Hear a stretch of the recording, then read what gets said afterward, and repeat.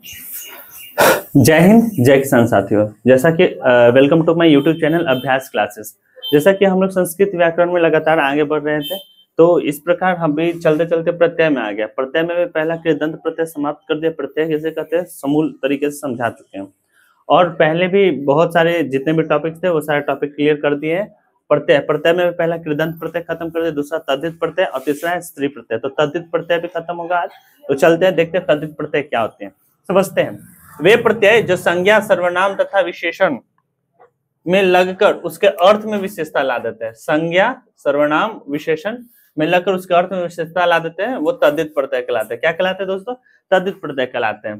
तद्धित प्रत्यय के प्रकार कितने होते हैं? अब समझ लेते हैं कितने प्रकार। ये बिल्कुल ये स्पेसिफाइड नहीं किया हुआ है, लेकिन उसके अंदर जो आता है वो सारी चीजों को पढ़ते चलते हैं। तो समझते हैं क्या क्या आता है। पहला है अन प्रत्यय। अण, अन नहीं है, अन, न से हो गया नल, अण से हो गया तवर्गीय न, मेरी मम्मी सिखाई थी।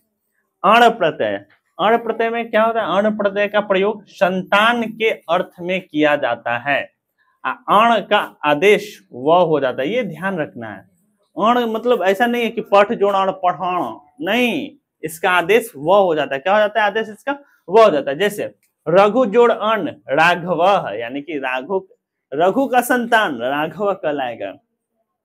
धनु जोड़ अन्न दानव, धनु का संतान दानव कहलाएगा। पांडु का संतान पांडव कहलाएगा। समझ में आई दोस्तों? पांडु जोड़ अण पांडव।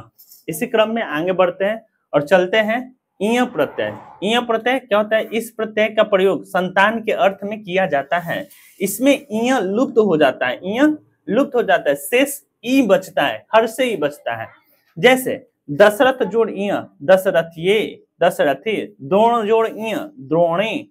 समझ में? इसमें भी संतान के अर्थ में होता है। तो कैसे हुआ ये समझ में आगे होगे। चलते हैं अब आगे। ठग, ढक, ढक एय प्रत्यय, ढक प्रत्यय, इसका आदेश एय हो जाता है। तो इस प्रकार समझते हैं, ढक का प्रयोग संतान के अर्थ में किया जाता है। किसके अर्थ में किया जाता है? संतान के अर्थ में किया जाता है। ढक का आदेश एय हो जाता है, ढक का आदेश ए हो जाता है। तो इसका भी संतान का अर्थ में होता है। ढक का आदेश क्या हो जाता है? ए हो जाता है। जैसे राधा जोड़ ढक राधेय, गंगा जोड़ ढक गांगेय, अग्नि जोड़ ढक अग्नेय। समझ में आ रही है?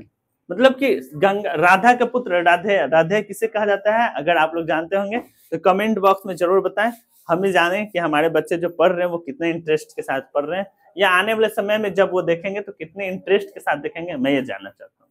चलते इसी क्रम में आगे बढ़ते हैं। ठक या इक प्रत्यय, ठक का आदेश इक हो जाता है। ठक क्या होता है भाई? ठक प्रत्यय का प्रयोग संज्ञा से विशेषण बनाने में किया जाता है। संज्ञा से विशेषण बनाने में किया जाता है। ठक का आदेश इक हो जाता है। कुछ हो जाता है, ठक का आदेश इक हो जाता है। जैसे वेद जो ठक वैदिक, दिन जो ठक दैनिक। ये संस्कृत का प्रत्यय है मेरे बच्चों, मेरे विद्यार्थी कन, ये संस्कृत का प्रत्यय है। ऐसा नहीं है कि हिंदी का है कि लास्ट में ई लगेगा वो लगेगा, नहीं, सीधा सीधी नहीं है, ये संस्कृत का है। तो संस्कृत को समझने के लिए आपको इसको अध्ययन करना बहुत आवश्यक है। अगर अध्ययन नहीं करिएगा, मुझे पूरा पूरा यकीन है आप धोखा खाइएगा। इसलिए ध्यानपूर्वक समझते हैं और आगे की ओर बढ़ते हैं। ठक हो रहा है, ईक हो जा रहा है, हो रहा है ना। जैसे वैद जोड़ ठक वैदिक, दिन जोड़ ठक दैनिक, मास जोड़ ठक मास जोड़ ठक। अब इसका क्या आंसर होगा आप कमेंट बॉक्स में जरूर डालिएगा।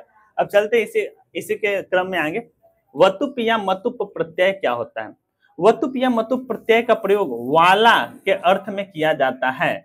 वतुप का आदेश वान हो जाता है, वतुप का आदेश वान हो जाता है, और तथा मतुप का आदेश मान हो जाता है। समझ में आ रही बातें? इसी क्रम में हम आगे बढ़ते हैं। अब समझते हैं। जैसे बुद्धि जोड़ मतुप बुद्धिमान, बुद्धि जोड़ मतुप बुद्धिमान हो गया।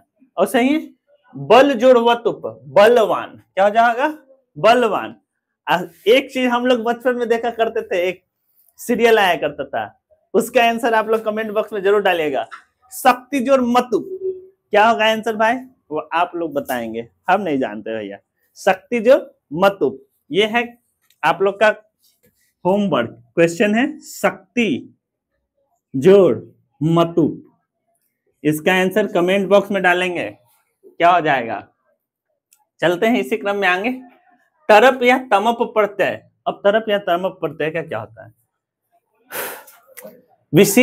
विशेषण के उत्तरावस्था को में तरप प्रत्यय का प्रयोग होता है। विशेषण जो होता है उसका उत्तरावस्था में कैसे लगता है? तरप प्रत्यय का प्रयोग होता है, तथा उत्तमावस्था में तमप प्रत्यय का प्रयोग होता है। उत्तमा में कुछ हो गया तमप, उत्तरा में क्या हो गया तुम्हारा भाई? तरप। तो दोनों में एक चीज है कि दोनों में प लुप्त हो जाता है। क्या हो जाता है? प का लोप हो जाता है। तो समझते हैं, जैसे उच्च जोड़ तरप, उच्चतर क्या हो जाएगा? उच्चतर। उच्च जोड़ तमप, उच्चतम क्या हो जाएगा? ये उच्चतम। समझ आया? प दोनों में लोप हो जाएगा। इसी प्रकार आगे बहुत सारे ऐसे आ सकते हैं जिसके अंत में तरप, तम या तर, तम या तर, तो समझ लेंगे कि वो तरप या तमप प्रत्यय के अंतर्गत वो लाई करता है। अब इसी क्रम में आगे बढ़ते हैं। तल प्रत्यय। तल प्रत्यय क्या चीज होता है भाई? तल प्रत्यय का प्रयोग विशेषण से भाववाचक संज्ञा बनाने में किया जाता है। विशेषण से भाववाचक संज्ञा बनाने में किया जाता है।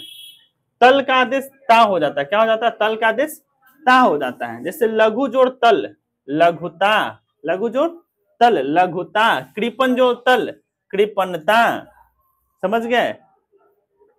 इस प्रकार हमारा प्रत्यय का ये इतने प्रकार समाप्त हुए। अब आगे चलते हैं।